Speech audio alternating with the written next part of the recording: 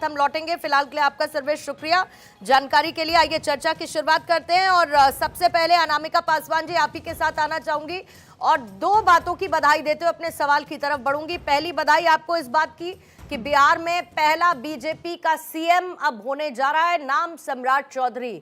और दूसरी बधाई इस बात की कि अब आप जूनियर पार्टनर नहीं रहे, अब आप छोटे भाई की भूमिका से बाहर निकलकर सीएम के चेहरे के साथ सामने आ रहे हैं। लेकिन स्ट्रैटेजी क्या है बीजेपी की, क्योंकि विपक्ष को अब भी इस फैसले पर काफी संशय है।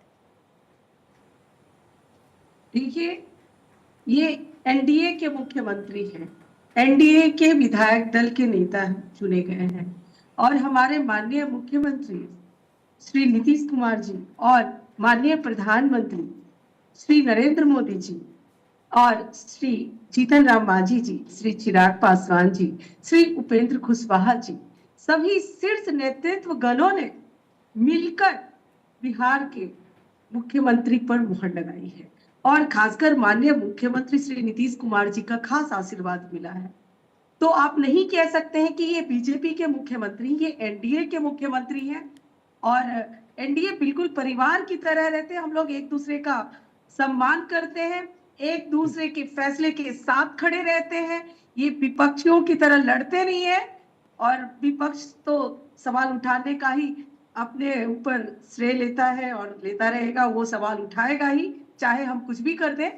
लेकिन सबसे बड़ा जो मुद्दा है वो है बिहार का विकास, जो हमारे माननीय मुख्यमंत्री जी ने किया।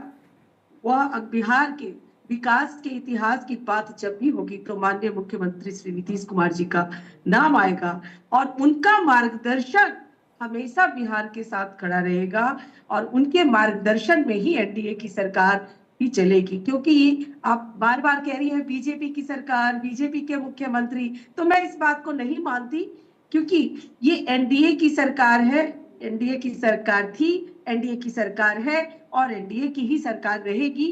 हाँ, माननीय मुख्यमंत्री जी का आशीर्वाद मिला है, हमारे आदरणीय सम्राट चौधरी जी को सभी लोगों ने भरोसा जताया है कि वो और भी बेहतर करके दिखाएंगे, लेकिन मार्गदर्शन हमारे माननीय श्री नीतीश कुमार जी का ही होगा। तो ये बातें बोलना जी नहीं, ये अच्छी बात है, लेकिन ऐसा नहीं है कि बीजेपी की अपनी कैलकुलेशंस नहीं होती हैं, समीकरण साधने की कोशिश नहीं होती है, स्ट्रैटेजी नहीं होती है और फिर लगता है कि अंदर की जो खबरें निकलकर सामने आती हैं उनको भी कमतर नहीं आंकना चाहिए। अनामिका जी, ये बहुत अच्छी बात है। देखिए, नीतीश कुमार के पैर छुए सम्राट चौधरी ने और नीतीश कुमार साथ साथ खड़े नजर आए, कैसे दोनों एक गाड़ी से बाहर निकले। जाहिर बात है कि जनता के सामने ये खूबसूरत और एनडीए की एकता की सुखद तस्वीर पेश करती है। लेकिन डॉक्टर अनुज कुमार तरुण साहब, अब क्या लगता है आरजेडी के सामने सबसे बड़ी चुनौती सम्राट चौधरी के मुख्यमंत्री के चेहरे के तौर पर रहने में आप लोग फेस करेंगे? नहीं, हमारे लिए कोई चुनौती नहीं है, ना ही हमारे लिए कोई नई बात है पूर्णिमा जी। हम लोग चुनाव के समय से ही कहते आ रहे हैं कि जो 25 से 30 फिर से नीतीश का जो नारा है वो एक छलावा है। ये बिल्कुल नीतीश कुमार को फिनिश कर देंगे और वही हुआ, जिसका है जो कि आज रिजल्ट के रूप में भी देखने को मिली। तो कोई हमारे लिए नई बात नहीं है, हमारे लिए तो जनता का मुद्दा महत्वपूर्ण है।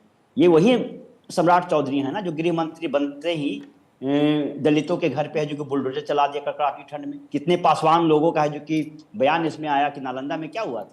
तो मैं इन चीज़ों पे नहीं जाता। आज खैर आज 2 महीना से जो बिहार का कामकाज ठप करके अभी तक सीएम कैंडिडेट तय नहीं कर पा रहे थे, चलिए उसका पटाक्षेप हुआ और इस चीज़ का अंत हुआ। कम से कम अब हम उम्मीद करते हैं कि बिहार में विकास कार्य और बजट वगैरह पे काम होगा ताकि बिहार का विकास हो। तो हमारे लिए कोई नई बात नहीं, हम शुरू से ही कहते आ रहे हैं। एक सबसे महत्वपूर्ण बात यह है कि सम्राट चौधरी अगर मुख्यमंत्री बनते हैं तो ठीक है, कुल मिला के हम पहले भी कहते आ रहे हैं कि अगर मगर तो नहीं रहा। लेकिन एक बात तो पूरी बात होने दीजिए पूर्णिमा जी, मेरी बात खत्म नहीं हुई। हम लोग बार बार कहते आ रहे हैं कि बिहार की राजनीति में लालू प्रसाद यादव केंद्रीय विषय हैं, उनके बिना राजनीति की कल्पना नहीं की जा सकती। चलिए, हमारे लिए खुशी की बात है कि हमारे ही स्कूल से निकल कर ये आए हैं और अपने बीजेपी के तमाम विरोधियों को पछाड़ते हुए आज मुख्यमंत्री के रूप में जो कि हमारे सामने है, ये अच्छी बात है।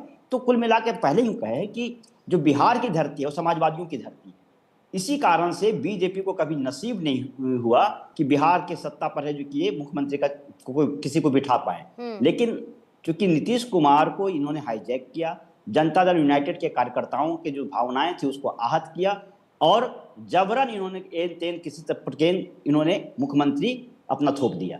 इसलिए हमारे नेता माननीय तेजस्वी प्रसाद यादव बार बार कहते आए हैं कि जो भी सीएम का चेहरा होगा वो बिहार के जनता के द्वारा चुना हुआ नहीं होगा, ये मैनेजमेंट वाले हैं जो कि सीएम होंगे। और यही हुआ, जिसका बागडोर कहाँ होगा, दिल्ली से होगा, पर्चा से खुलेगा। अब इनके अंदर, इनके पार्टी के इंटरनल मामला में नहीं बोलना चाहता, क्यों सम्राट चौधरी रशिया से लैंड होकर आए हैं क्या, जो दिल्ली से चलेगी सरकार? रशिया बिहार की राजनीति में कब से सक्रिय हैं, सत्ता के केंद्र में रहे हैं, चाहे आपकी पार्टी में रहे हो, जेडीयू में रहे हो या फिर बीजेपी में रहे हो। सर तरुण साहब, अभी आपने एक लाइन बोली, मेरी बात सुन लीजिए। अभी आपने एक लाइन बोली, सवाल का जवाब, अभी आपने एक लाइन बोली, नहीं दे दिया आपने मेरे सवाल का जवाब दे दिया, आपने मेरे सवाल का जवाब दे दिया। अभी जो आपने लाइन बोली कि लालू प्रसाद यादव के स्कूल से निकलकर आए हैं तो बहुत अच्छी बात है कि पद मिला है, तो लालू प्रसाद यादव के स्कूल से तो फिर बहुत लोग निकल कर आए हैं, लेकिन सीएम की कुर्सी पर नहीं है, लेकिन सीएम की कुर्सी पर नहीं है, ये भी याद रखना चाहिए। अनामिका जी से जवाब ले लीजिए पहले, अनामिका जी जवाब देंगी आपके आरोपों का। अनामिका जी बोलिए। आप बोल रहे थे, मैं बहुत बेहतर तरीके से सुन रही थी, तो आपको भी सुनना चाहिए। और आप सामाजिक न्याय की सवाल हमसे क्या, आप जवाब ले लीजिए हमसे। सवाल इसके बाद कंटिन्यू कीजिएगा तरुण जी, इसके बाद कंटिन्यू कीजिएगा, जवाब ले लीजिए। ठीक है। बिल्कुल शोभा नहीं देता, क्योंकि आपके ऊपर सिर्फ वंशवाद का प्रभाव है। और किस पाठशाला की बात करते हैं जो लालू प्रसाद यादव अपने बेटे को नहीं पढ़ा पाए? चरवाहा विद्यालय में भी पढ़ा देते तो शायद पढ़ जाते। लालू प्रसाद यादव जी अपने पुत्र को, जिसे मुख्यमंत्री बनाने का ख्वाब देखते हैं, उनको वो नहीं पढ़ाए, और आप पाठशाला की बात करते हैं।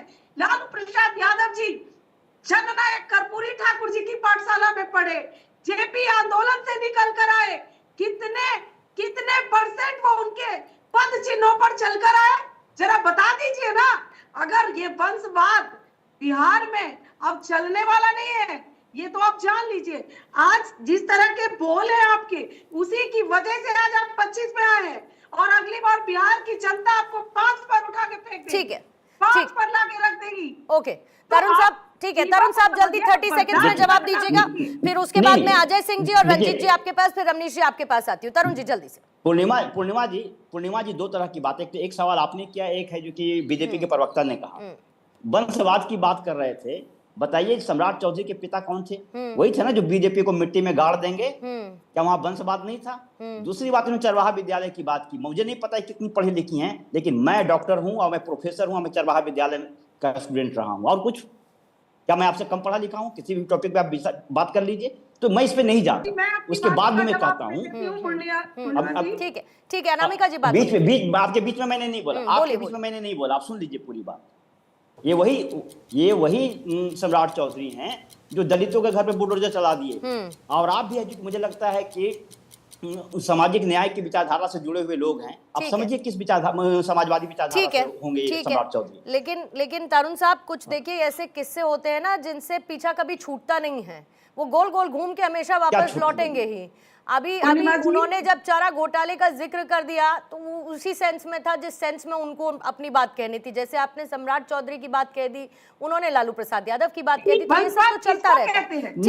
ठीक है, वो डेफिनेशन छोड़ देते हैं। अनामिका जी उस पर कई बार चर्चा हो चुकी है। आपके हिसाब से उसकी डेफिनेशन अलग है, इनके हिसाब से उसकी डेफिनेशन अलग है।